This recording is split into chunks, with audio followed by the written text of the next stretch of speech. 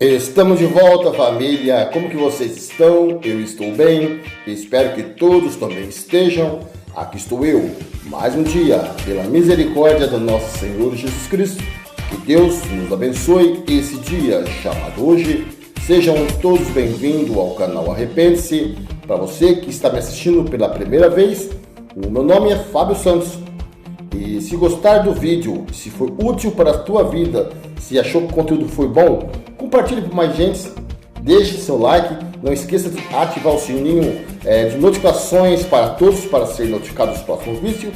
E se for a sua primeira vez por aqui, inscreva-se, será um prazer você fazer parte dessa família. Até a semana que vem, se Deus nos permitir. Bom vídeo, produção, gira aí a vinheta.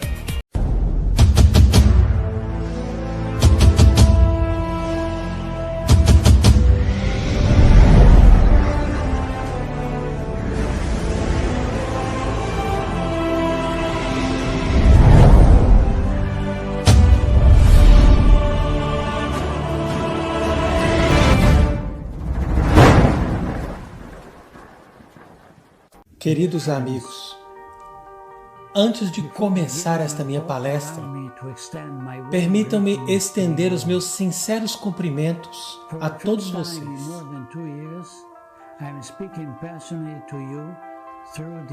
Pela primeira vez em mais de 2 anos, eu estou falando direto e pessoalmente a todos vocês através desta mensagem de vídeo que foi produzida alguns dias antes do Congresso de Identidade Católica de 2020.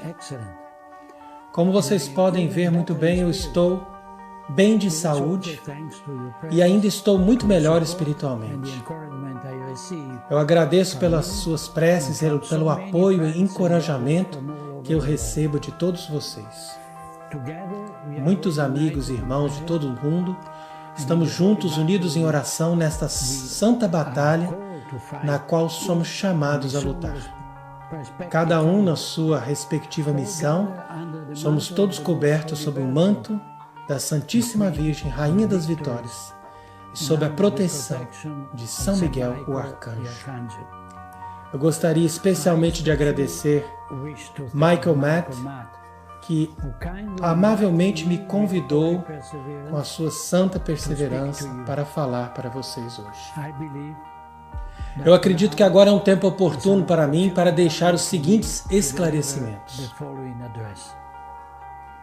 O tema desta minha palestra é como a Revolução do Vaticano II serve à nova ordem mundial.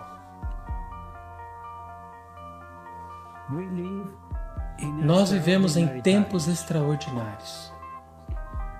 Cada um de nós já provavelmente entendeu que nós vivemos num momento histórico. No tempo em que os eventos do passado, que estavam aparentemente desconectados, agora provam estar inequivocamente conectados.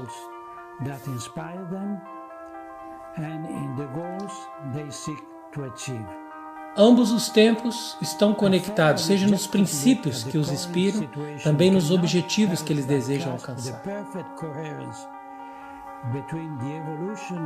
Uma justa e objetiva análise da presente situação deixa perceber a perfeita coerência entre a evolução da estrutura política global e o papel que a atual Igreja Católica tem assumido no estabelecimento da nova ordem mundial. Para ser mais preciso, deveríamos falar do papel que a aparente maioria dos membros da Igreja, que na verdade é pequena em número, mas extremamente poderosa, e que, para resumir, eu chamaria de Igreja subterrânea. Obviamente não há 2 igrejas, seria algo impossível e mesmo blasfemo ou herético. Nem podemos dizer que a única verdadeira Igreja de Cristo tenha hoje falhado na sua missão e se pervertido numa seita. A Igreja de Cristo não tem nada a ver com aqueles que nesses últimos 60 anos executaram um plano para ocupá-la. A sobreposição entre a Igreja Católica e os membros desta igreja subterrânea não é tanto um fato teológico, mas uma realidade histórica que desafia as nossas categorias usuais conforme podem ser analisadas. Nós sabemos que o projeto da nova ordem mundial consiste no estabelecimento de uma tirania maçônica. Este projeto tem as suas origens na Revolução Francesa, na era do Iluminismo, o fim das monarquias católicas e a declaração de guerra contra a Igreja. Nós podemos dizer que a nova ordem mundial é a antítese da sociedade cristã. Ela seria a realização do plano diabólico da cidade do diabo em oposição à cidade de Deus.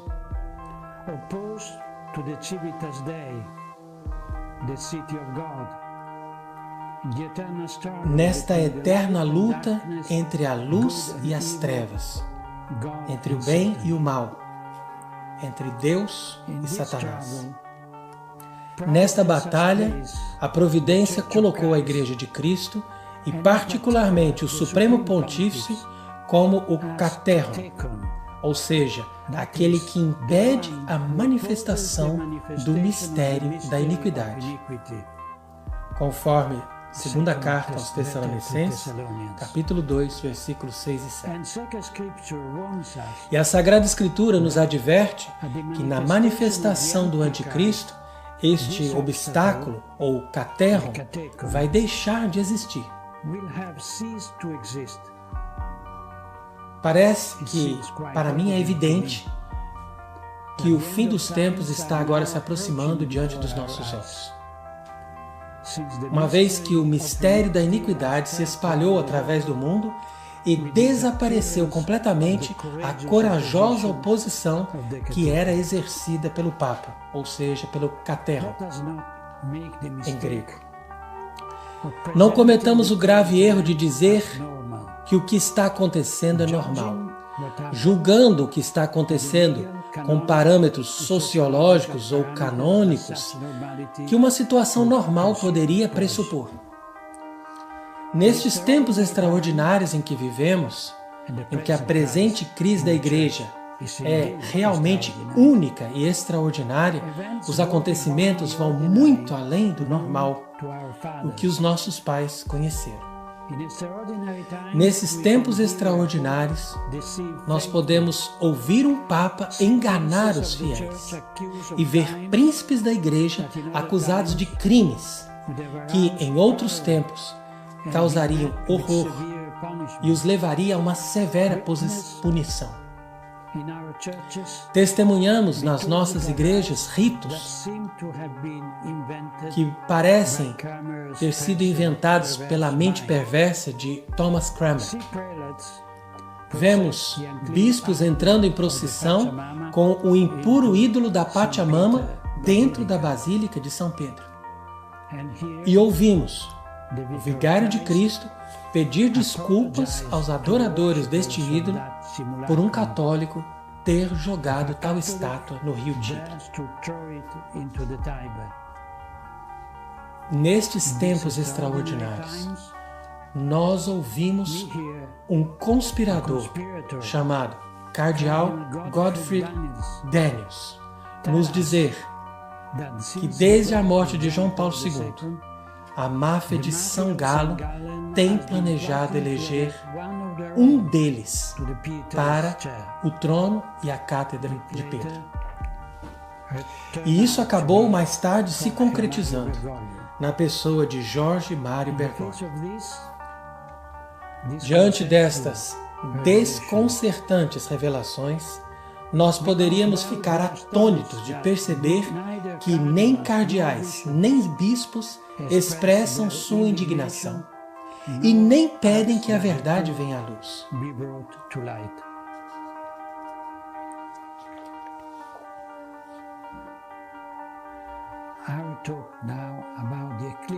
Então agora eu vou falar do eclipse da verdadeira igreja. Nos últimos 60 anos, nós temos testemunhado o eclipse da verdadeira igreja por uma anti-igreja que progressivamente se apropriou do seu nome e que ocupou a Cúria Romana, os seus dicastérios, dioceses e paróquias, seminários e universidades, conventos e mosteiros. A anti-igreja usurpou a autoridade da Igreja Romana e os seus ministros vestiram os seus sagrados paramentos. Esta anti-igreja, usando o prestígio da Igreja Católica, se apropriou dos seus tesouros, das suas contas e das suas finanças. E assim como acontece na natureza, esse eclipse não vem de uma vez.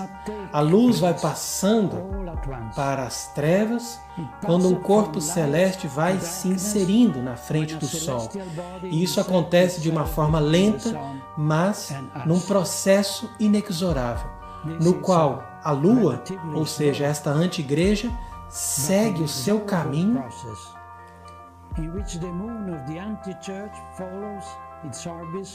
até cobrir completamente o Sol, gerando um cone de sombra que se projeta sobre a Terra. Agora nós nos encontramos nesta sombra doutrinal, moral, litúrgica e disciplinar.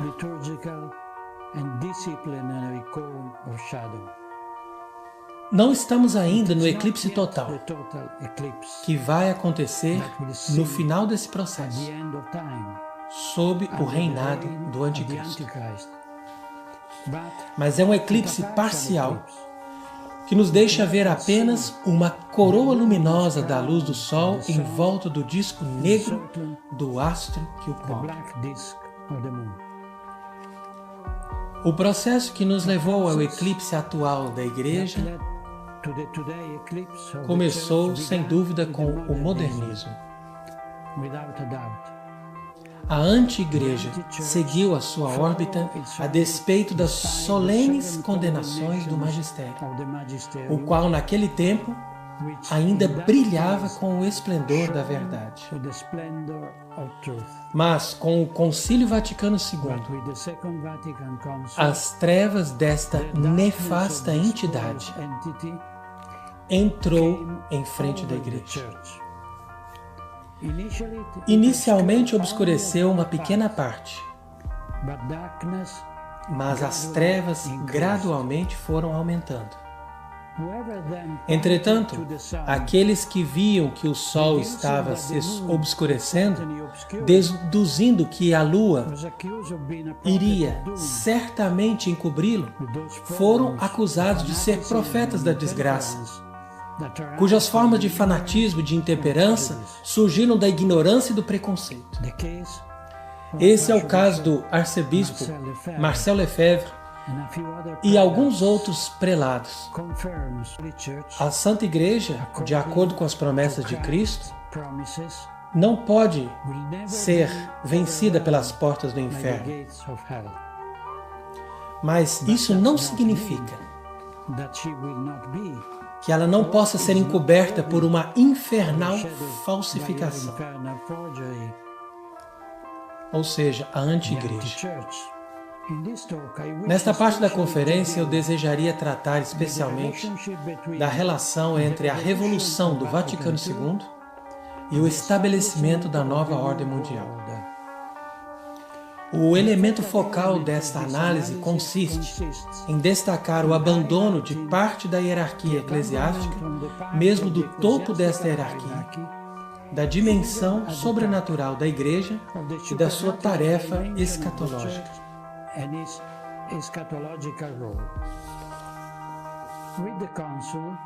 Com o concílio, os inovadores apagaram a origem divina da Igreja.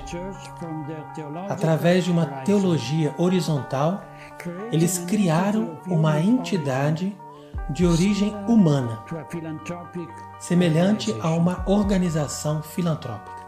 Ela seria a realização do plano diabólico da cidade do diabo em oposição à cidade de Deus. Nesta eterna luta entre a luz e as trevas, ou seja, aquele que impede a manifestação do mistério da iniquidade. E a Sagrada Escritura nos adverte que na manifestação do Anticristo, este obstáculo, ou caterro, vai deixar de existir. Parece que, para mim, é evidente que o fim dos tempos está agora se aproximando diante dos nossos olhos. Uma vez que o mistério da iniquidade se espalhou através do mundo e desapareceu completamente a corajosa oposição que era exercida pelo Papa. Nesses tempos extraordinários, nós podemos ouvir um Papa enganar os fiéis. Vamos dizer que desde a morte de João Paulo II, a máfia de São Galo tem planejado eleger um deles para o trono, e isso acabou mais tarde se concretizando na pessoa de Jorge Mário Bergoglio. Diante destas desconcertantes revelações, nós poderíamos ficar atônitos de perceber que nem cardeais, nem bispos expressam sua indignação e nem pedem que a verdade venha à luz. A luz vai passando para as trevas quando um corpo celeste vai se inserindo na frente do sol. Estamos ainda no eclipse total, que vai acontecer no final desse processo, sob o reinado do Anticristo, que é um manifesto de visão maçônica, no qual o grito de liberdade, igualdade e fraternidade substitui o Evangelho por uma procura de unidade entre os homens que deixa Deus de fora.